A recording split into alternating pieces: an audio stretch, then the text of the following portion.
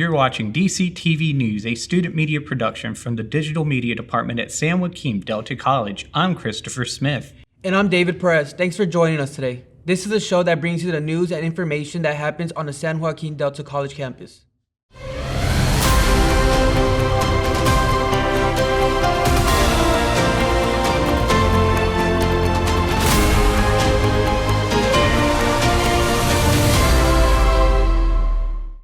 We are so glad you can join us for today's show. We have a packed lineup of stories to share with you, so let's dive right in.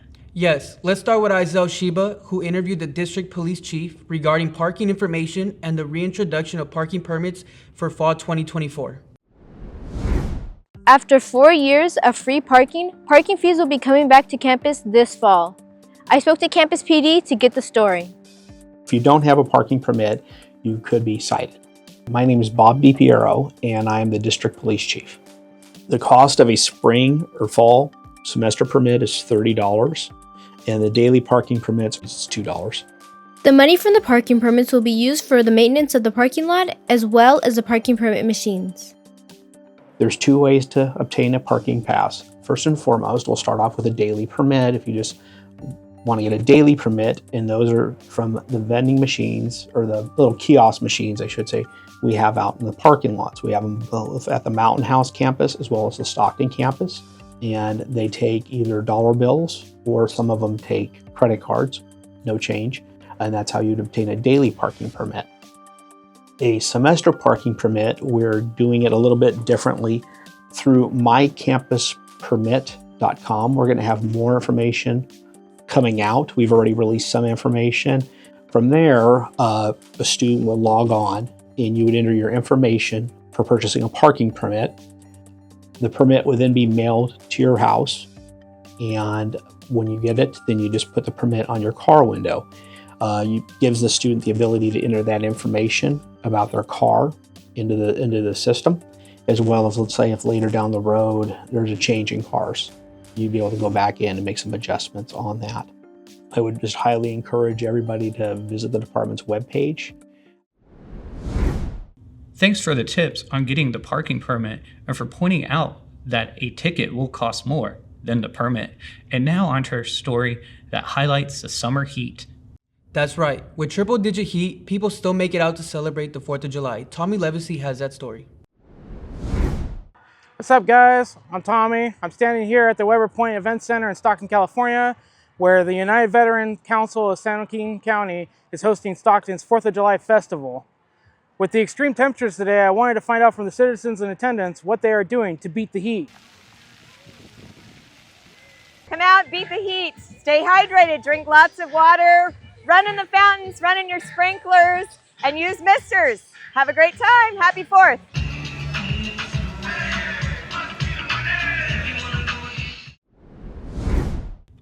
Summer 2024 has indeed brought a heat wave.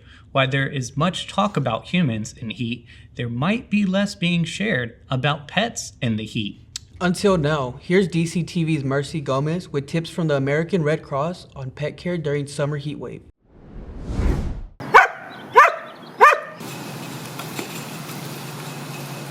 Hello, my name is Mercy Gomez, and it is summertime in Stockton, California.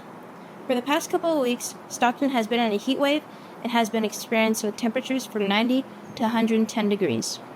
This week's highest temperature to be expected is 112. Now you might be wondering, how does one take care of their pets during the summer? Well, according to the American Red Cross, like children, you must never leave your pets inside a hot vehicle. This could lead to dangerous results as the temperature inside the car could rise quickly. Also, be sure to limit your pets' exercise on hot days like today. If your pet needs exercise, make sure to conduct that in the morning or evening hours. When your pet is inside or outside, make sure they are cool. This means providing them a place that has plenty of shade and plenty of cool water. Now, we'll go with Lyric McDonald to share her tips on how she takes care of her pets during the summertime. If they're outside dogs, make sure there's at least some small peanut, just so they have something to lay in case they want to try and put their paws in there, or they're around some water. Make sure they always have water. Dogs also sweat. Let them like in between their paw pads, their ears, and their stomachs, so make sure that it's nice and full in those areas. If it's not, you should be sure to wet them. You should also invest in some protective wear for their paws if you're taking your dogs out on walks so that they don't burn their feet, especially around the asphalt. Some of their paws can lead up to blistering and peeling on their skin, so just be very mindful of that. And dogs can eat berries, so like strawberries, blueberries, raspberries.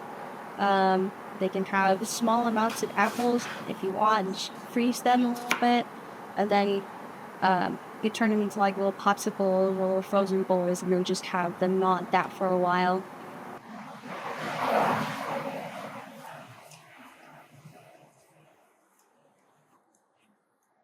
For DCTV News, this is Mercy Gomez from Stockton, California. Thanks for the tips, Mercy. Our next story takes a closer look into the heart of the Stockton community. Joining us today is you, David Perez, with a story that offers multiple perspectives on homelessness.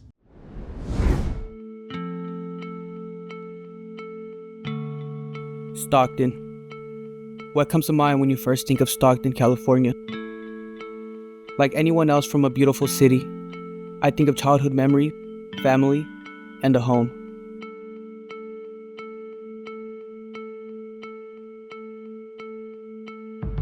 I like living in Stockton.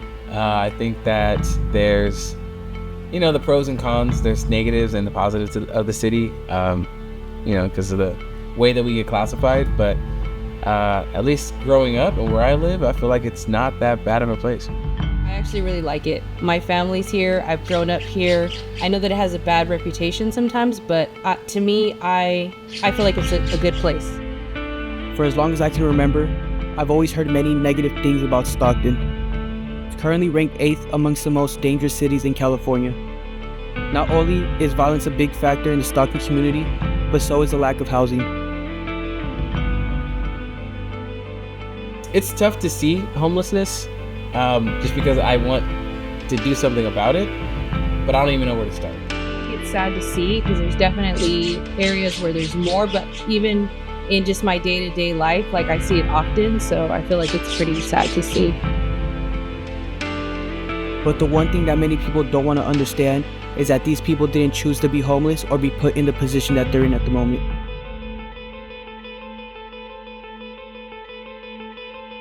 I lost my job. It's my fault.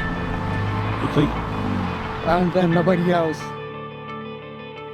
Today, I aim to present a balanced view of the housing issue, considering the perspectives of both those in need and those in a position to help. As of April 1st, 2024, the U.S. Supreme Court granted cities more power to arrest, cite, and fine people who sleep outside in public places. But what does that mean for the less fortunate? I think it's right. We're in a bad situation already, and it's getting worse. As a business owner, I understand the point of view. I understand wanting your building, your place of business to be, presentable, welcoming to customers. But on the flip side, is there something else being done to offset the fact that these people are now being uprooted from where they were staying? Those places are usually like where there's shade or where it's like the most cleanly, so they're just kind of picking places to survive.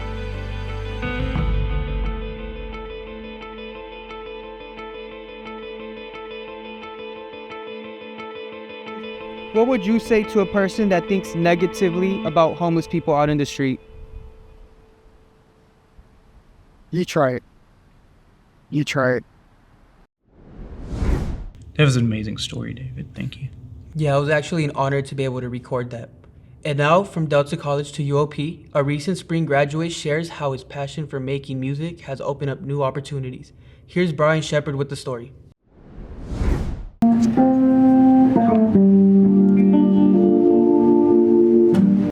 I'm from the Philippines. I was born in the Philippines and raised there. I moved back and forth a lot between here and the Philippines, and there's a lot of flying. Yeah, now I'm here. I moved here about 2 years ago after being in the Philippines for a while, and then that's when I started my going to Delta. My major at Delta College was music. Focusing on classical guitar. I studied at Delta for about 3 years, and then I just graduated about a couple months ago. I started playing music when I was 16 or 15. My first instrument that I got for my birthday was a ukulele. I played that for a year, fell in love with it, and then my next birthday, I turned 16, I got a bass guitar.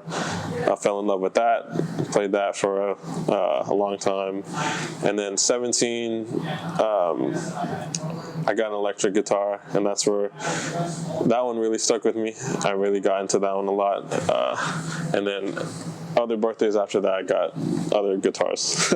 After Delta, I plan on transferring to a 4-year. And then I'm actually going to UOP in the fall of 2024. I auditioned for classical going into UOP, and I auditioned for jazz studies, which is different from the ambassador program. But I got a call from Patrick Laham. This is the director of jazz studies at UOP, and he also runs the ambassador program. He called me, invited me on board to play with him, and that was really cool. It means free tuition, so I couldn't say no to that. Years from now, I'll be graduated with a degree. I'm gonna keep continuing, performing, gigging. I want to perform at a higher level. Still practicing, gotta practice and stuff. And yeah, I see myself working and doing all these things. Rock on, Brian. Coming up as new school year approaches, it's important to know about our campus resources. We turn to the Black Excellence and Enrichment Academy, also known as the B, for an exclusive look at how they're supporting students of color and others. My name is Rachel Grays. I'm a counselor and professor here at San Joaquin Delta College and the counselor coordinator for the Black Excellence and Enrichment Academy, affectionately called the B. So the B was developed in 2020 on the brink of the George Floyd murder. The Black Faculty Task Force created this group that advocated for a number of things on campus. One specifically focused on student success, and through that conversation, the B was created. The founder was actually Dr. Lisa William, and she designed the entire program, selected the curriculum, and then brought me on to serve as the counselor coordinator. It has evolved over the last couple of years. The program started in 2020, and here, 4 years later, it looks totally different than what our initial vision was. So the goal of the program is to support African American students with not only enrolling in school, but staying in school and then graduating and earning their associate degree or transferring to a 4-year institution. So the B offers students many resources. Walking into our B Center, you will meet Miss Angela, who serves as our resource specialist. Students can meet with her to get assistance with registering in classes, to obtain a laptop, hotspot, or just to learn more about the resources on campus. We have 2 counselors assigned to the B, so students have the ability to come in and meet one-on-one with these counselors. Usually they can get same day or same week appointment. Additionally, within our space, we have a computer lab that our students can utilize. We have study space. We throw a lot of events here, so the students can come here and participate in those events. Also, students can just come and hang out here. We try to create a space of community. So if a student needs a place to go between classes and they want to come and sit down and just chill, they can. We usually have water or snacks that students can access as well. To learn more about the B program, students can visit our website. You can simply go to Google and put in SJDCB, and that will take you right to our link. Students can also visit us in person. We're located in Danner 204, and you can also find us out in the quad. A lot of times we're there marketing during events and just sharing information about our program. Lastly, you can also visit us on our Instagram, SJDCB Academy. We highlight a lot of what's going on in our program, upcoming events, and all of that good stuff. Thank you for chatting with us today.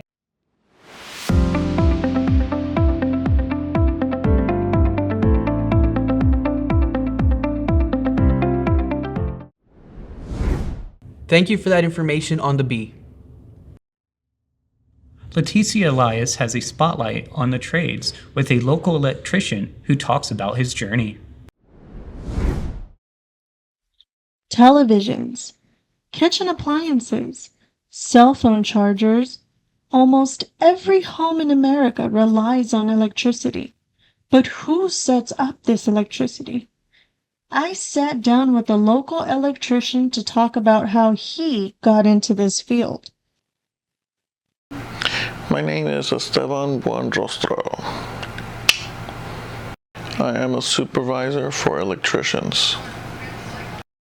I studied in a trade school in Hayward. I've been an electrician for about 8 years. So at work, I usually supervise. It involves a lot of walking. I make sure that everything is done correctly. Since I've done everything that my guys are doing, I make sure that it's done right. I oversee it, and before we turn anything on, I have to double check all their work. What made me want to become an electrician was I was starting a family, so I wanted to start a career, and electrician seemed like a good career path because it involves good money and it's interesting. You learn every day.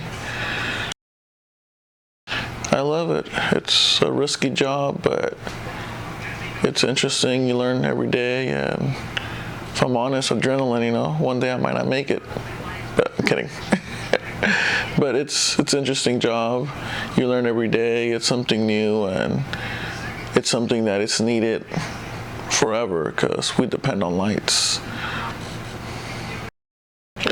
My advice to those who wish to become an electrician is I highly recommend it. It's a great trade. You learn every day. It's important. It's a job that's never going away because we use it every day. And to be honest, it's not hard work. It's mostly common sense. The Bureau of Labor Statistics reports that employment for electricians will result in about 73,500 openings each year over the next decade, making this trade a great financial choice for work.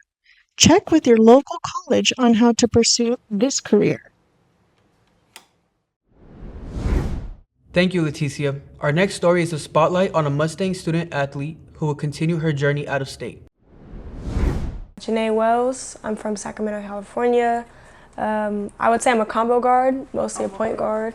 I'm currently at Delta College, transferring to Northwest Nazarene in Idaho. Nice. Yeah. All right. Yes. How you feel saying that? Oh man, I've been saying that a lot lately, and it's different. You know, it's kind of like, I don't know. At times I feel big time, but you know. Janae's basketball inspiration came from her cousin who played professionally and was drafted to the Lakers, playing with the late great Kobe Bryant along with other NBA teams like the Memphis Grizzlies.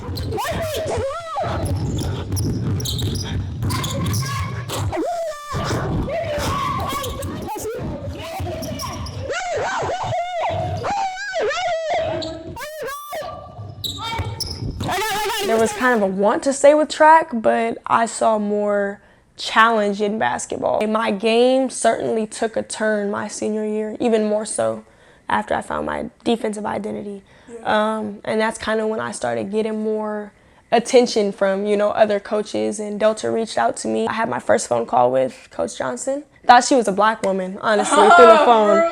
Yes, I was like, okay, period. But no surprise. When I met her in person, she was still the same, you know, just tenacious person. After the Delta recruitment process, I guess, my confidence just kind of shot up even more. Just because I was talking to them, you know, not even, I hadn't committed or anything. Just because I was on the table, I started playing with more confidence, and I was starting to hear more things being said about me, like, oh, like, I've heard this about you, you had a good game, like, you know, just things like that. So she really paid attention to my effort with on-the-ball defense. And her recognizing that and acknowledging it just gave me the confidence I needed to be like, you know what, I'm going to Delta. Delta has taught me a lot about myself. I think I will always say Delta is the best decision I could have made, period, as far as a school after high school. There was a lot of growing that needed to be done after high school. Majority of what I needed to learn came my sophomore year.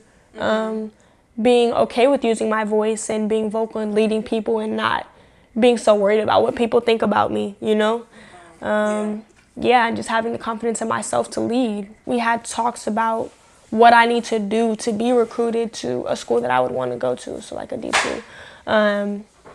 Yeah, she told me what I needed to do, and I feel like I tried my best to get those things done. I feel like Delta did a good job of balancing the student and the athlete. You know, not just making it about basketball, not just making it about school, but balancing the two. I would say Delta set me up academically and made sure I was on track throughout the whole time I was here. I can't even explain, like, I guess the phenomena behind a Christian school offering me a full ride and it being the only school to offer me a full ride.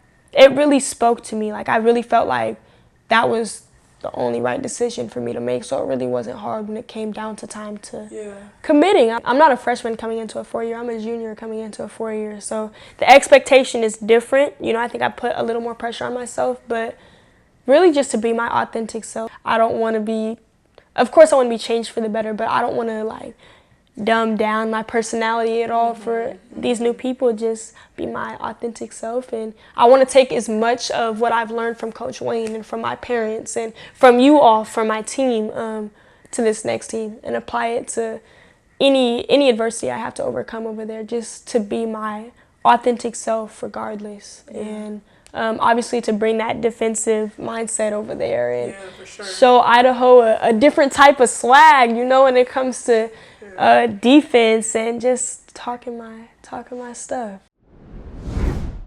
It's great to see students succeeding beyond Delta. David, have you checked out the Goldman Library lately? I have, and here's my story on the resources available at our campus library.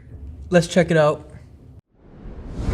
I'm Lena Zagmori. I'm the Public Services Coordinator here at the library. Basically what Public Services Coordinator means that I coordinate like the public desk. We have the reference desk, which that's where you would receive like your research help, or if you need to find a book, something like that. And then also I oversee the circulation desk. That's where you check out books. And also just generally both desks provide like computer help, because that's a big part of what we do. And I also oversee any of the programming and outreach that we do. So if there's library programming, and also if the library's at like outside events. Well, so this building, it opened when the school moved to this campus, which that was, I believe, in the mid-70s. And then I think this building, like looking basically as it does now, you know, except we made some modifications in the last couple of years, but opened in 2009. So we have a lot of resources available. So in addition to having the study space and like the physical collection here, we also have things like the media, like we have, you know, for example, cameras to check out, you know, DVDs,